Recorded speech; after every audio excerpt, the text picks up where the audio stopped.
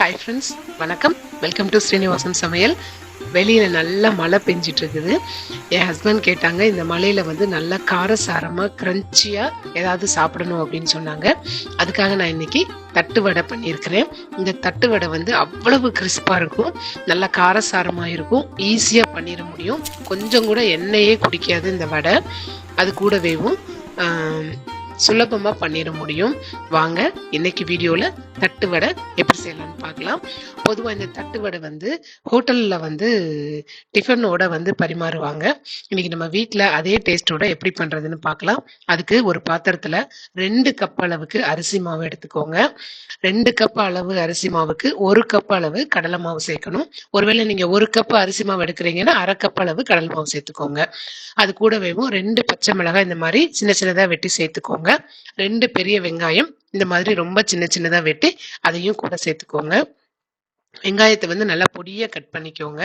அது கூடவே 1 table spoon அளவுக்கு மிளகாய் தூள் சேர்த்துக்கோங்க காரத்துக்காக. இப்போ வடை வாசனையா இருக்கிறதுக்காக 1 டேபிள் ஸ்பூன் அளவுக்கு சோம்பு, 1 டேபிள் ஸ்பூன் அளவுக்கு சீரகம் சேர்த்துக்கோங்க. இது ரெண்டும் சேர்க்கறதுனால வடை ரொம்ப மணமா இருக்கும். தேவையான அளவு உப்பு. இப்போ இது கூடவே வாசனைக்காக கொஞ்சமா கருவேப்பிலை சேர்த்துக்கோங்க. உங்க வீட்டுல கொத்தமல்லி இருக்குன்னா கொத்தமல்லியும் சேர்த்துக்கோங்க. இப்போ இது எல்லாத்தையும் வந்து நம்ம பிசையணும். பிசையறதுக்கு முன்னாடி ஒரு 3/4 குழிக்கரண்டி அளவுக்கு வந்து சூடான எண்ணெய் வந்து நம்ம சேர்த்துக்கிடணும். எண்ணெயை வந்து வடைக்காக நான் காய வச்சிருக்கிறேன். அதுல இருந்து எடுத்து 3/4 கரண்டி ஊற்றிருக்கிறேன். இப்போ இந்த வடை வந்து தண்ணியா கரைச்சிக்கிடணும் நம்ம. அதனால வந்து நீங்க தண்ணி நிறையவே சேர்த்துக்கோங்க. இப்போ இந்த மாதிரி கொஞ்சம் சேர்த்துட்டு நல்லா கட்டி இல்லாம இந்த மாதிரி பிசைஞ்சதுக்கு அப்புறமா இன்னும் நிறைய வந்து தண்ணி சேர்த்துக்கோங்க. முதலே நிறைய தண்ணி ஊத்திட்டீங்கன்னா கட்டி தட்டிரும். அதனால ஃபர்ஸ்ட் நல்லா கட்டி இல்லாம பிசைஞ்சிட்டு அதுக்கப்புறம் கொஞ்சம் கொஞ்சமா வந்து தண்ணி சேர்த்துக்கோங்க. இந்த வடை வந்து சாதாரணமா நம்ம போடக்கூடிய வெங்காய வடை மாதிரி இல்ல உளுந்த வடை மாதிரி கட்டியா மாவு நம்ம பிசையக்கூடாது. மாவு வந்து கரண்டியால எடுத்து ஊத்துற அளவுக்கு தண்ணியா இருக்கணும். அதுதான் இந்த வடைக்கு உண்டான மாவு கரைக்கிறதுக்கு உண்டான பதம். அதனால தண்ணி வந்து நீங்க நிறைய இந்த அளவுல வந்து நீங்க சேர்த்துக்கோங்க. சேர்த்துட்டு இந்த மாதிரி நல்லா வந்து பிசைஞ்சுக்கோங்க. உப்பு காரம் இந்த ஸ்டேஜ்ல வந்து நீங்க ஒரு தடவை செக் பண்ணிக்கோங்க. உங்க தேவைக்கு ஏற்றாப்புல உப்போ காரமோ நீங்க கூடவோ குறைக்கவோ செஞ்சுக்கோங்க. இப்ப மாவுனுடைய பதம் வந்து இந்த மாதிரி இருக்கணும். இப்ப இந்த மாவை வந்து நம்ம ஊற வைக்க வேண்டாம். நான் சொல்ல மறந்துட்டேன். 1 டேபிள் ஸ்பூன் அளவுக்கு இஞ்சி பூண்டு விழுது சேர்த்துக்கோங்க. சேர்த்துட்டு நல்லா வந்து அந்த மாவோட கலந்துருங்க. இதை நம்ம முதலையே வந்து சேர்த்துருந்துருக்கணும். சேர்த்துட்டு கலந்துக்கோங்க.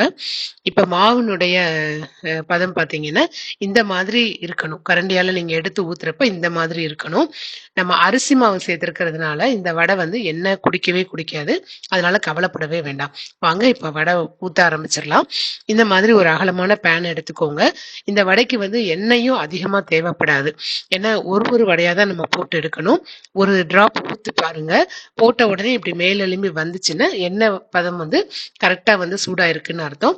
இப்ப வந்து நம்ம ஒரு கரண்டியால பழையபடியும் வந்து மாவை நல்லா கலந்து விட்டுருங்க. ஒரு தடவை கலந்துட்டு இந்த மாதிரி நடுவுல எடுத்து ஊத்துங்க. ஊத்துறப்ப வந்து சின்ன சின்ன துகள்களா இப்படி கொஞ்சம் வரத்தான் செய்யும். அதை நம்ம வடை எடுத்ததுக்கு அப்புறமா வந்து எடுத்துடலாம், கிளீன் பண்ணிடலாம். வடை வந்து ஊத்துறது உடனே மேலெழுந்து வர்ற மாதிரி இருக்கணும் சூடு. ஸ்டவ்வை வந்து நல்லா சிம் பண்ணிக்கோங்க. சிம் பண்ணிட்டு 2 பக்கமும் நல்லா பொன்முருவலா ஆனதுக்கு அப்புறமா வந்து வடையை நம்ம எடுத்துடலாம். பாருங்க, வடை நல்லா மேல எழுந்து வந்துருச்சு. இப்போ இதை வந்து மெதுவா அப்படியும் திருப்பி போட்டுருங்க. இந்த வடை வந்து ரொம்ப ஈஸியா பண்ணிடலாம். நல்லா முறுமுறுப்பா இருக்கும் சாப்பிட்றதுக்கு. இப்ப 2 பக்கமும் நல்லா திருப்பி விட்டு வடை வெந்ததுக்கு அப்புறமா நம்ம எடுத்துடலாம். இப்ப இதே மாதிரி எல்லா மாவையும் வந்து ஒவ்வொரு வடையா வந்து ஊத்தி எடுத்துக்கோங்க. இப்ப இன்னொரு ஈடு நீங்க ஊத்துறதுக்கு முன்னாடி இந்த மாதிரி ஒரு டீ வடிகட்டினால அதுல இருக்கக்கூடிய இந்த துகள்கள் எல்லாத்தையும் வந்து எடுத்துருங்க. அப்போ வடை மேல வந்து அப்படியே கறி மாறி படியாம இருக்கும். இப்ப அதுக்கு அடுத்த ஈடு நான் ஊத்துறேன். இந்த மாதிரி ஊத்திக்கோங்க. இப்படி ஒவ்வொரு வடையா வந்து நம்ம ஊத்தி எடுத்துக்கிடணும். நீங்க ஒருவேளை பெரிய வாணலி பயன்படுத்துறீங்கன்னா 1-2 வடைகள் அதிகமாவேவும் நீங்க ஊத்தி எடுத்துக்க முடியும்.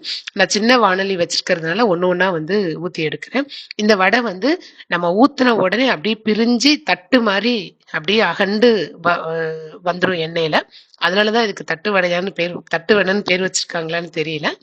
அவ்வளவு டேஸ்டா இருக்கும். கண்டிப்பா நீங்க ட்ரை பண்ணி பாருங்க. ரொம்ப ஈஸியா பண்ணிற முடியும். சாப்பிடுறதுக்கும் ரொம்ப டேஸ்ட்டா இருக்கும். அதாவது இட்லி, தோசை கூட டிஃபன் மாரி நம்ம வச்சு சாப்பிடலாம். இன்னைக்கு எங்க வீட்ல வந்து தட்டு வடை, அ பொங்கல், சாம்பார் செஞ்சிருக்கிறேன். ரொம்ப அருமையா இருந்துச்சு. இந்த தட்டு வடை கூட வந்து நம்ம சட்னி, சாம்பார் வச்சும் சாப்பிடலாம். ரொம்ப ரொம்ப நல்லா இருக்கும். இந்த மாரி ஊத்துனதுக்கு அப்புறமா நல்லா வெந்துட்டு 2 பக்கமும் திருப்பி விட்டுட்டு, அதுக்கப்புறமா வந்து எடுத்துக்கோங்க. இப்ப நம்ம சூப்பரா ரெடி பண்ணிட்டோம் தட்டு வடை. இதே மாதிரி பாருங்க, எண்ணெய் அளவு வந்து கொஞ்சம் கூட வந்து குறையவே இல்ல. அப்படியே இருக்குது. ஏன்னா எண்ணெயே குடிக்காது இந்த வடை. அதனால நீங்க தண்ணியா இருக்கே மாவு எண்ணெய் ரொம்ப குடிக்குமோ அப்படின்னு நினைக்க வேண்டாம். அதே மாதிரி இந்த மாவும் வந்து கொஞ்சம் ஷேப்லெஸ்ஸா தான் இருக்கும். மாவு வந்து நம்ம தண்ணியா கரைக்கிறதுனால. இந்த மாதிரி கொஞ்சம் அகண்டு அப்படிதான் இருக்கும். கண்டிப்பா ட்ரை பண்ணி பாருங்க. இந்த வடை உங்களுக்கு ரொம்ப பிடிக்கும். ட்ரை பண்ணிட்டு உங்களுக்கு தட்டு வடை எப்படி வந்திருந்துச்சு அப்படின்ட்டு உங்களுடைய கமெண்ட்ஸ எனக்கு கமெண்ட் செக்ஷன்ல கண்டிப்பா சொல்லுங்க. இப்ப இந்த தட்டு வடை பாருங்க. நான் சாம்பார் கூட சாப்பிடுறேன். ரொம்ப நல்லா இருந்துச்சு. நீங்க சட்னி, சாம்பார் கூடயும் இத பரிமாறிக்கிடலாம். இப்ப பாருங்களேன், இது வந்து எவ்வளவு கிரன்ச்சியா இருக்குன்னு. பாருங்க, நீங்களே சவுண்ட் கேட்டிருப்பீங்க. ரொம்ப ரொம்ப மொறுமொறுப்பா இருக்குது. கண்டிப்பா நீங்க ட்ரை பண்ணுங்க. இந்த வீடியோவை எல்லார் கூடயும் ஷேர் பண்ணிக்கோங்க. இந்த வீடியோ உங்களுக்கு பிடிச்சிருந்துச்சுன்னா மறக்காம ஸ்ரீனிவாசன் சமையலுக்கு சப்ஸ்கிரைப் பண்ணுங்க. தினம்தோறும் தினம்தோறும் திருமண விருந்து உங்கள் ஸ்ரீனிவாசன் சமையலில். தேங்க்யூ.